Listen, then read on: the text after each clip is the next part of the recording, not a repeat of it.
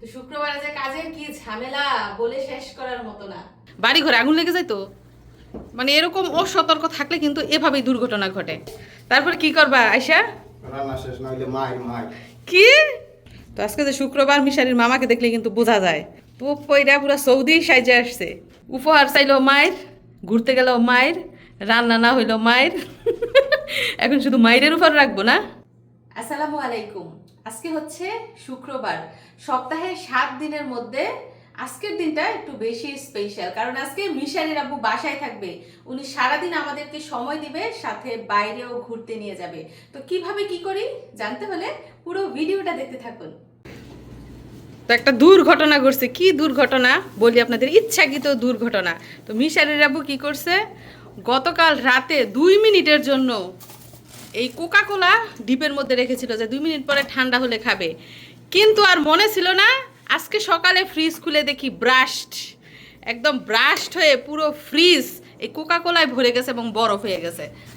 তো এগুলা পরিষ্কার করা হয়েছে, একদম পুরা জ্যাম হয়ে গেছিল। মানে এটার কিন্তু আধা ব্রাস্ট হয়েছে, এরপরে দেখেন জ্যাম হয়ে গেছে। আর পুরাটা ব্রাস্ট হলে তো ফ্রিজ খুলে বাড়ি ঘরে আগুন লেগে যায় তো। মানে এরকম অসতর্ক থাকলে কিন্তু এভাবেই দুর্ঘটনা ঘটে। মনে না থাকার কারণে দেখেন কি আবার ওইটা রেখে দিতেছো। আল্লাহ, মিশারি দেখছো? এটা মিশারি দেখাইছে যে মা দেখো ব্রাস্ট হয়ে গেছে ফ্রিজের মধ্যে। দেখছো বাবা, কত বড় দুর্ঘটনা হইতে পারতো। শব্দ হয়েছে ঢাস করে, আমরা তো শুনি নাই। তো এই কাজগুলো কেউ ভুলেও করবেন না। অসতর্ক অবস্থায় কেউ কোকা কোলা কিংবা কোনো কোমল পানীয় কখনো ডিপে রাখতে যাবেন না, কারণ মনে না থাকলে কিন্তু বড় ধরনের দুর্ঘটনা ঘটতে পারে। আমি গোড়াইছি, আমি পরিষ্কার করে দিছি বুঝছে না হয় নাই। পানিশমেন্ট বাকি রয়েছে। কি পানিশমেন্ট মিশারি? 5,000 রিয়াল দিতে। 5,000 রিয়াল জরিমানা দিতে হবে? মিশারি বিচার করছে আর বাবাকে নাকি 5,000 রিয়াল জরিমানা দিতে হবে, কেন এই দুর্ঘটনা ঘটাইছে? আজকে ছুটির দিন, বাড়িতেও তোমার কিসের কাজ? এই যে মোবাইল হাতে নিছে, এই কাজ ওই কাজ, ইমেইল, হোয়াটসঅ্যাপ, আল্লাহ দুনিয়ার মানুষে বয়েস। এই এটা একটা কাজ করলা, কালকে যে রাতে তুমি কোকা কোলাটা ফ্রিজে ঢুকাইলা, একটুও মনে ছিল না? আমাকে বললো তো আমি মনে করাই দিতাম। আমি রাখছি যে 2 মিনিট পরে বাইক করে খেয়ে ফেলবো, পরে আর মনে ছিল না। মনে ছিল না। রাখার সময় ভাবতেছি যদি মনে না থাকে তো ব্লাস্ট হইব। যেটা ভাবছো সেইটাই হয়েছে। এটাই হইছে। ব্রাশ তো হয়েছে ভালো, তো ফ্রিজ থেকে বের হয় নাই ব্রাশটা। ফ্রিজ থেকে যদি বের হইতো তাহলে কি উপায়টা হইতো? সব মিশারির দোষ। কেন মিশারির দোষ? 5,000 রিয়াল জরিমানা দাও। মিশারি মনে করবো না আমাকে? আমি তো এটা দেখে ভাবতাছি মিশারি করছে, মিশারিকে তো ডুম ডাম 2টা দিয়ে দিতাম আমি। পরে মিশারি বলতেছে, ভয়ে বলতেছে মা আমি করি নাই তো। পরে মিশারির বাবাকে ডাক দিছি, পরে হাসতেছে। পরে বুঝছি চোরটা আসলে কে। মিশারিকে তুমি যদি আজকে বাসায় না থাকতাম, মিশারি তো 100 মাইর খেয়ে ফেলতো। 2টা রাখো তো গিয়ে নরমালে আবার। আরো 2টা কোকা কোলা রাখতা নরমালে। যাও যাও যাও, মনে থাকতে থাকতে রাখো, দুপুরে খাইবো আবার মাংস দিয়া। তো মিশারির হাতে একটা জিনিস আছে দেখেন, এই জিনিসটা দেখে আমার ছোটবেলার কথা মনে পড়ে গেছে, কারণ আমারও এরকম ছিল। 2টা চুম্বক ছিল মিশারি আমার, 2টা না একসাথে এরকম করে লাগাইতাম। মিশারির কাছে একটা আছে। মিশারি এটা নিয়ে নিব, গোল্ড কেনার সময় লাগবে এটা। আচ্ছা হ্যাঁ, স্বর্ণ খাঁটি কিনা এটা পরীক্ষার জন্য কিন্তু ওই চুম্বকের প্রয়োজন। চুম্বকের সাথে স্বর্ণটা যদি না আটকায় তাহলে আসল স্বর্ণ না, আর যদি আটকে যায় তাহলে নকল।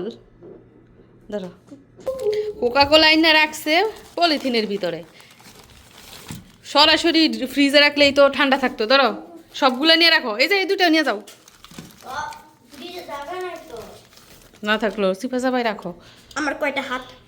তোমার 2টা হাতে 4টা নিবা। ধরো না।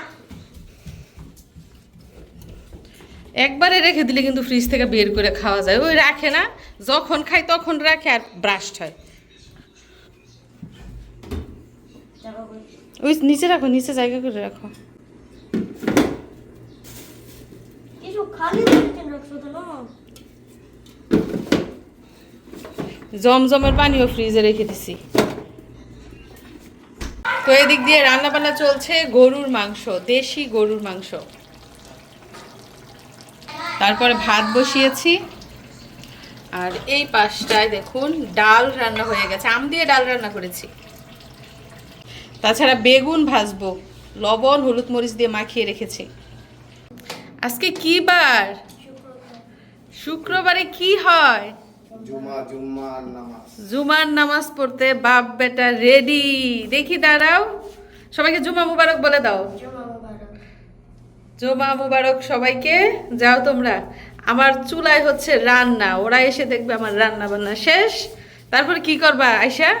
রান্না শেষ না হইলে মাই মাই। কি শুনছেন নি? আমারে হুঁশিয়ারি দিয়া গেছে, অ্যালার্ট দিয়া গেছে, রেড অ্যালার্ট জারি করে গেছে। আয়শা যদি দেখে আমার রান্না হয় নাই তাহলে নাকি আমাকে মাইর দিব।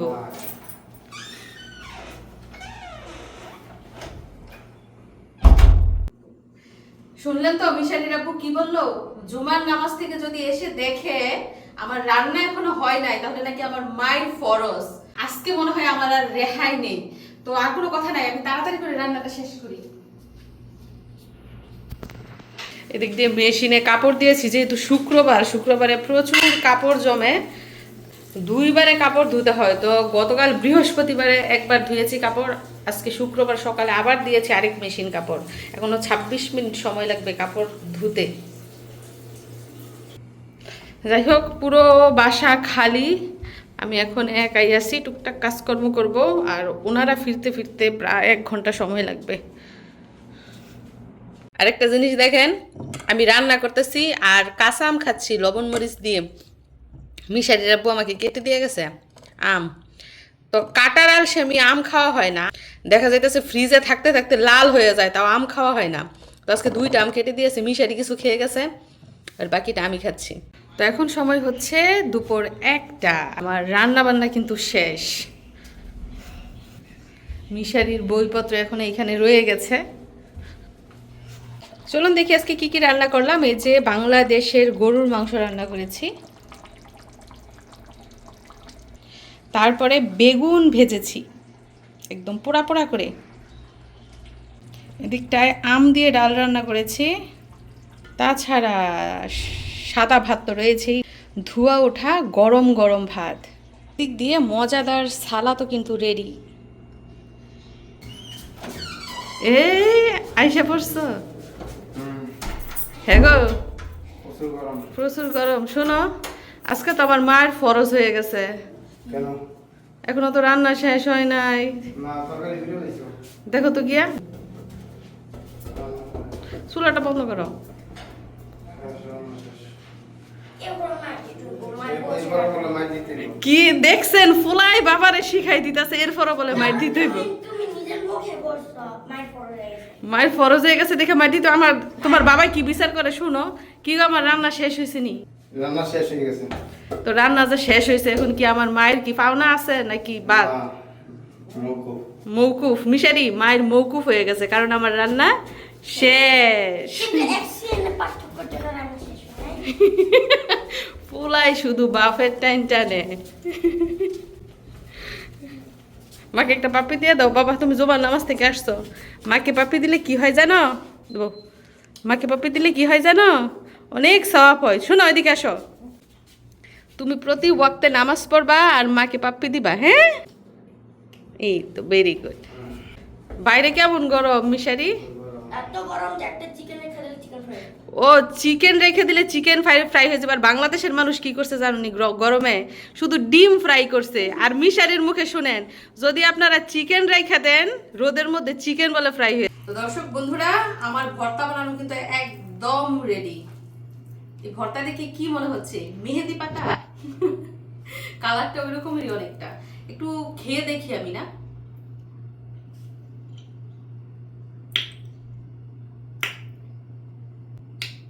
টক এবং ঝাল, মুখে পানি আসার মতো একটা ভর্তা এবং অসম্ভব মজা। গরম ভাত দিয়ে যদি এই ভর্তা খাওয়া হয় তাহলে 1 প্লেট ভাত শেষ করা কোনো ব্যাপারই না।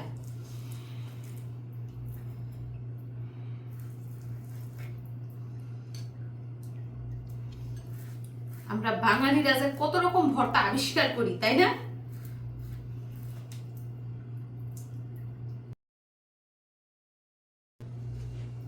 তো এই যে দেখুন, বানিয়ে ফেললাম মজাদার টক পাতার ভর্তা।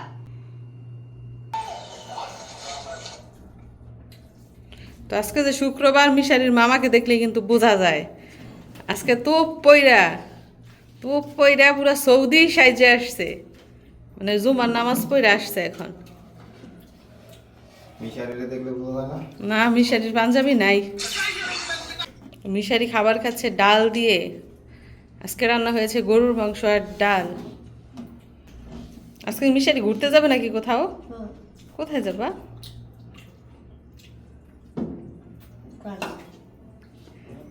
ফ্রান্স? ফ্রান্সে কি সাফ আছে? মিশারি তোমার খাওয়া হয়েছে? আরেকজনে খাইতেছে।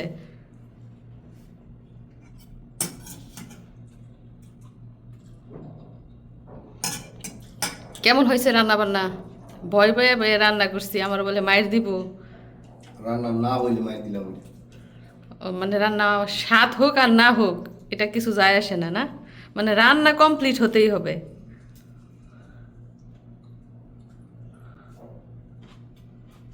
আমি আবার অখাদ্য রান্না করি না, আমার হাতের রান্না অনেক মজা। যে একবার খাবে সে বলবে আবার খাবো, আবার কবে দাওয়াত দিবেন? মিশারি বলে না।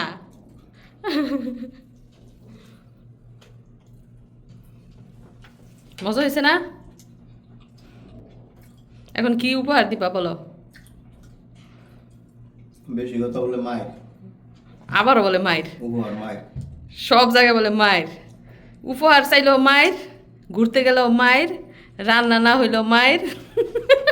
এখন শুধু মায়ের উপর রাখবো না? মায়ের উপরে সোজা রাখতে হয় তোমাদের।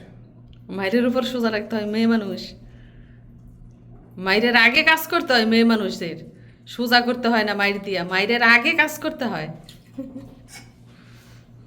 মায়ের কাম করলে মায়ের। তো বন্ধুরা দেখে নিলাম তো আমাদের আজকের ভিডিও, শুক্রবারের ভিডিও। সারাদিন তো কাজকর্ম ছিলই, সাথে হাসি ঠাট্টা আনন্দ, কত রকমের কথাবার্তা, তাই না? তো সবকিছু দেখে নিশ্চয়ই আপনারাও আনন্দ পেয়েছেন। সবাইকে ধন্যবাদ জানিয়ে আজকের মতো বিদায় নিচ্ছি। আর ভিডিও ভালো লাগলে অবশ্যই কিন্তু চ্যানেলটা সাবস্ক্রাইব করে দিবেন। সবাই ভালো থাকবেন। আল্লাহ হাফিজ।